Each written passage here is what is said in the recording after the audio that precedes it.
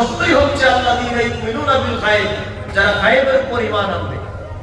এখন আসেন গায়ব মানে কি? গায়ব মানে হচ্ছে অদৃশ্য, আর অদৃশ্যের সংবাদ যিনি দেন তিনি হচ্ছেন নবী। সুবহানাল্লাহ বলেন। এজন্য নবী শব্দটা হচ্ছে নাবাউন থেকে, আম্মা ইয়াতাসাআলুন আনিন নাবাইল আযীম। নবী শব্দ হচ্ছে নাবাউন থেকে। এখানে আরেকটা কথা আমি সংক্ষিপ্ত করতে চাই, প্রসঙ্গক্রমে মনে হয় গেছে।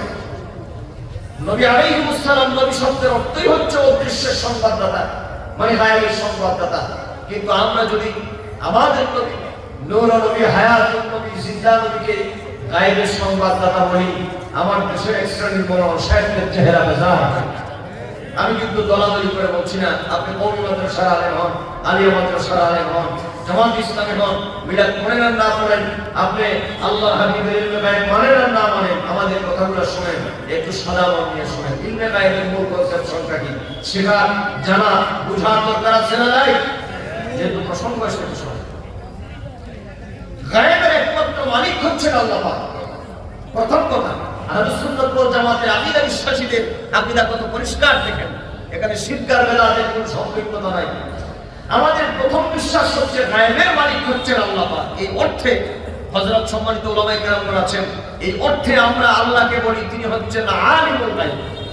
আল্লাহ কি? আলিমুল গায়ব। তো আলিমুল গায়ব কারে বলে? যে যিনি নিজে নিজে জানেন, যাকে কেউ জানায় দেয় নাই, তিনি হচ্ছেন কি? আলেম।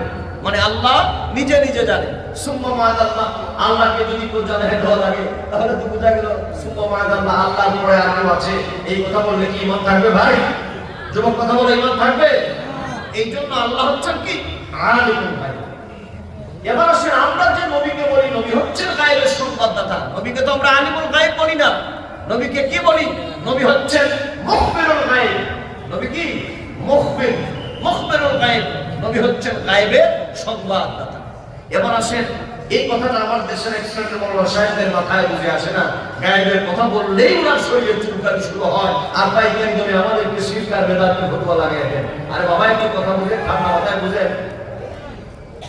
কথা বল না, আসে না নাই? কথা বলেন। এই জন্য আমাদের বোঝা লাগবে। তো প্রথম কথা হচ্ছে আল্লাহ হচ্ছেন নিজে নিজে জানেন, আল্লাহকে কেউ জানায় দেন না। আর নবী যে জানেন কিভাবে? আল্লাহ প্রদত্ত ক্ষমতা বলে নবী জানেন। সুবহানাল্লাহ করুন। আল্লাহ জানেন নিজে নিজে, আর নবী জানেন আল্লাহ প্রদত্ত ক্ষমতা বলে। এই জন্য আহলুস সুন্নাত ওয়াল জামাতের অকাট্য আকীদা হচ্ছে নবীজির ইলমে গায়ব কেমন? ইয়ালামু মিনাল গায়বে মা আখবারাহু, ইয়ালামু মিনাল গায়বে মা আখবারাহু। আল্লাহ জাল্লা শানুহু আম্মা নাবালুহু তার হাবিবকে যেই পরিমাণ ইলমে গায়ব শিক্ষা দিয়েছেন, যেই পরিমাণ জানায় দিয়েছেন, মা আখবারাহু, সেই পরিমাণ সংবাদ আমার নবী আল্লাহর পক্ষ থেকে তিনি জগৎবাসীর জন্য দিয়েছেন। আচ্ছা, আপনাদের বিবেক কি বলে? তাহলে বলেন তো, এখানের মধ্যে শিরক আর বেদাতের কোনো সম্পৃক্ততা আছে? বলে না, শিরক আর বেদাতের কোনো সম্পৃক্ততা আছে? আকীদা পরিষ্কার, আল্লাহ জানেন নিজে নিজে, আর নবী জানেন আল্লাহ প্রদত্ত ক্ষমতা। এখন এখানে আরেকটা কথা আপনাদেরকে সংযুক্ত করে দেই। এখন আপনাদের মনে প্রশ্ন উদয় হতে পারে, তাহলে নবী কতদূর জানেন? এই কথাটুকু আপনাদেরকে বোঝাতে গিয়ে আমার আরেকটা কথা বলতে হচ্ছে।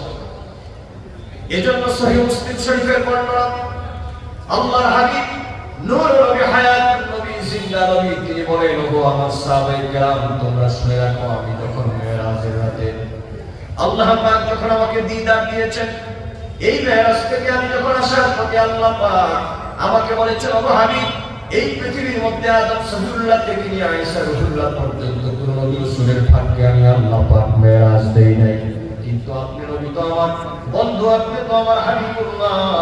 এই জন্য আমি আল্লাহ পাক আমার সৃষ্টি জগৎ দেখানোর জন্য, আমার সৃষ্টি জগতে গোপন ভেদগুলো জানানোর জন্য আমি আল্লাহ পাক আপনাকে আমার দিদারে নিয়ে এসেছি। ইয়া রাসূলুল্লাহ, আপনার কোন জিনিস চাওয়া আছে নাকি আমার কাছে আপনি বলতে পারেন। আল্লাহর হাবিব, ও বিয়ানীবাজারের জনগণ, তখন আল্লাহর হাবিব তিনি আর দাবি উত্থাপন করেন নাই। মেরাজের কথা আমার বলার উদ্দেশ্য নয়, আমি বুঝাতে চাচ্ছি আল্লাহ পাক তার হাবিবকে কি পরিমাণ জ্ঞান দান করেছেন। এর মধ্যখানে প্রসঙ্গক্রমে কথাটুকু আছে, আল্লাহ পাক যখন তার বন্ধু নবীকে বললেন, ও হাবিব আমার, আপনার কিছু চাওয়ার আছে নাকি? আল্লাহর হাবিব বললেন, রব্বে করিম আপনার